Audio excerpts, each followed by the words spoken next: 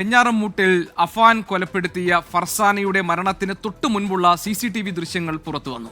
വീട്ടിൽ നിന്നിറങ്ങി അഫാനെ കാണാനെത്തുന്നതാണ് ഈ ദൃശ്യങ്ങളിലുള്ളത്. മുക്കന്നൂരിലെ വീട്ടിൽ നിന്ന് ഫർസാന വെഞ്ഞാറമൂട് ഭാഗത്തേക്ക് പോകുന്നതാണ് ദൃശ്യം. ഷഫീദ് റാവുത്തർ ചേരുന്നു തിരുവനന്തപുരത്ത്. ഷഫീദ്, ഇപ്പോഴും അഫാൻ ഈ 5 പേരെ കൊലപ്പെടുത്തിയതിന്റെ യഥാർത്ഥ കാരണങ്ങൾ എന്താണെന്ന് പോലീസിന് വ്യക്തമായിട്ടില്ല. ഫർസാന കഴിഞ്ഞ 2-3 ദിവസങ്ങളായി അഫാന്റെ വീട്ടിലുണ്ടായിരുന്നു എന്നൊക്കെയുള്ള പലതരത്തിലുള്ള അഭ്യൂഹങ്ങൾ നേരത്തെ ഉണ്ടായിരുന്നു. ഇപ്പോൾ ഫർസാന നടന്നു പോകുന്നതിന്റെ ദൃശ്യങ്ങളാണ് കാണുന്നത്. കൊലപാതകം നടന്ന ആ ദിവസത്തെ ദൃശ്യങ്ങളാണോ ഈ വരുന്നത്? പോലീസിന് ഇതിൽ നിന്ന് എന്താണ് മനസ്സിലാക്കാൻ സാധിച്ചിട്ടുള്ളത്?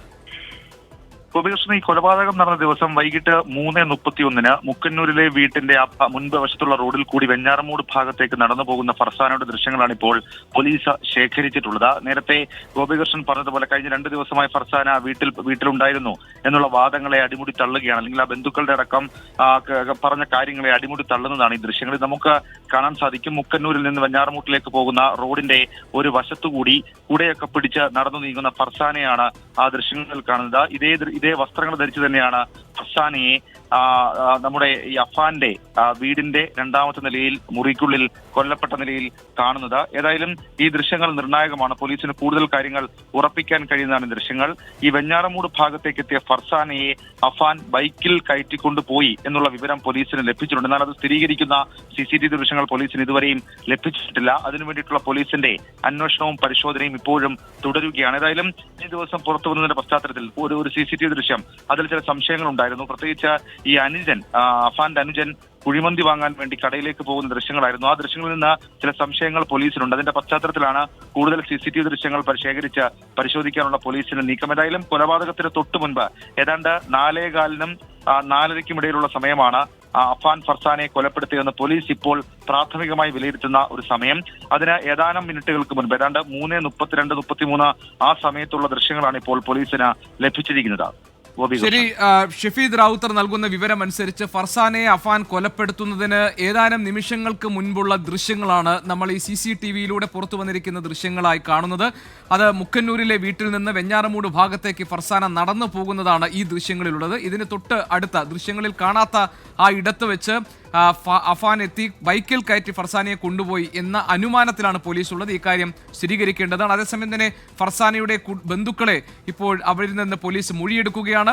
ബന്ധുക്കൾക്കൊപ്പം ഞങ്ങളുടെ പ്രതിനിധി ഉമേഷ് ബാലകൃഷ്ണൻ നമ്മളോടൊപ്പം ചേരുന്നു വിവരങ്ങളുമായി. ഉമേഷ്, ഇപ്പോൾ പുറത്തു വന്നിരിക്കുന്ന CCTV ദൃശ്യങ്ങളിൽ കാണുന്നത് കൊല നടക്കുന്ന ദിവസം ഫർസാന മുക്കന്നൂരിലെ വീട്ടിൽ നിന്ന് വെഞ്ഞാറമൂട് ഭാഗത്തേക്ക് നടന്നു പോകുന്ന ദൃശ്യങ്ങളാണ്. അതായത് കൊലപാതകം നടക്കുന്ന അതേ ദിവസമാണ് ഫർസാന അഫാന്റെ വീട്ടിലെത്തിയത് എന്നാണല്ലോ അതിൽ നിന്ന് മനസ്സിലാക്കേണ്ടത്. ബന്ധുക്കളുടെ മൊഴിയെടുപ്പ് തുടരുകയാണോ? എന്തൊക്കെയാണ് പോലീസിന് ലഭിച്ചിരിക്കുന്ന നിഗമനങ്ങൾ? ഫർസാനയുടെ ബന്ധുക്കളുടെ മൊഴിയെടുപ്പ് തുടരുകയാണ്. മാതാവ് ഷീജയുടെ മൊഴിയാണ് ഇപ്പോൾ രേഖപ്പെടുത്തുന്നത്. ഇതിനിടെ ഫർസാനയുടെ പിതാവിന് ചില ആരോഗ്യ പ്രശ്നങ്ങൾ ഉണ്ടായി തൊട്ടടുത്ത ആശുപത്രിയിലേക്ക് മാറ്റിയിട്ടുണ്ട്. എന്തായാലും ബന്ധുക്കൾ നൽകുന്ന മൊഴിയും ഇപ്രകാരം തന്നെയാണ്. 3 മണിക്ക് ശേഷമാണ് ഫർസാന വീട്ടിൽ നിന്ന് ഇറങ്ങുന്നത്. പഠിപ്പിക്കാൻ പോകുന്നു എന്ന് പറഞ്ഞിട്ടായിരുന്നു വീട്ടിൽ നിന്ന് ഇറങ്ങുന്നത്. ആ കാര്യം തന്നെയാണ് പറയുന്നത്. കൂടാതെ അഫാനുമായിട്ടുള്ള ബന്ധം നേരത്തെ വീട്ടിൽ അറിയാമായിരുന്നു എന്ന് ബന്ധുക്കൾ മൊഴി നൽകിയിട്ടുണ്ട്. തുടർ വിവരങ്ങൾ പോലീസ് ഇപ്പോൾ അറിയുന്നതേ ഉള്ളൂ. ഗോപികൃഷ്ണൻ, ഈ മൊഴിയെടുപ്പ് വളരെ ദൈർഘ്യമുള്ളൊരു മൊഴിയെടുപ്പായി മാറാൻ സാധ്യതയുണ്ടോ ഉമേഷ്? അതായത് അച്ഛൻ അവിടെ ഇല്ല, അമ്മയുടെ മൊഴിയാണ് ഇപ്പോൾ എടുക്കുന്നത്. മറ്റാരുടെ, അയൽവാസികൾ, ബന്ധുക്കൾ, ഇവരെ എല്ലാവരുടെയും മൊഴി രേഖപ്പെടുത്തുകയാണോ ചെയ്യുക പോലീസ്? അനുജന്റെ മൊഴി കൂടി എടുക്കും. മറ്റ് മൊഴികൾ നിലവിൽ എടുക്കുന്നില്ല. അനുജന്റെയും മാതാവിന്റെയും മൊഴിയാണ് ഇപ്പോൾ എടുക്കുന്നത്. പിതാവിന്റെ മൊഴി രേഖപ്പെടുത്താൻ ആദ്യം ആലോചിച്ചിരുന്നു. അപ്പോഴാണ് പോലീസ് എത്തി കുറച്ച് കഴിഞ്ഞപ്പോൾ ചില ആരോഗ്യ പ്രശ്നങ്ങൾ ഉണ്ടായത്. നേരത്തെ ഫർസാനയുടെ മരണവിവരം അറിഞ്ഞപ്പോഴും പിതാവിന് ആരോഗ്യ പ്രശ്നങ്ങൾ ഉണ്ടായിരുന്നു. തുടർന്ന് ആശുപത്രിയിലായിരുന്നു. ഇന്നലെയാണ് വീണ്ടും ഡിസ്ചാർജ് ചെയ്ത് വീട്ടിലേക്ക് എത്തിയത്. ശരി, ഫർസാന അന്ന് രാവിലെയാണ് വീട്ടിൽ നിന്ന് പോയത് എന്ന് അമ്മ പറഞ്ഞിട്ടുണ്ടോ പോലീസിനോട്? അങ്ങനെ നമുക്ക് മനസ്സിലാക്കാൻ കഴിയുന്നുണ്ടോ?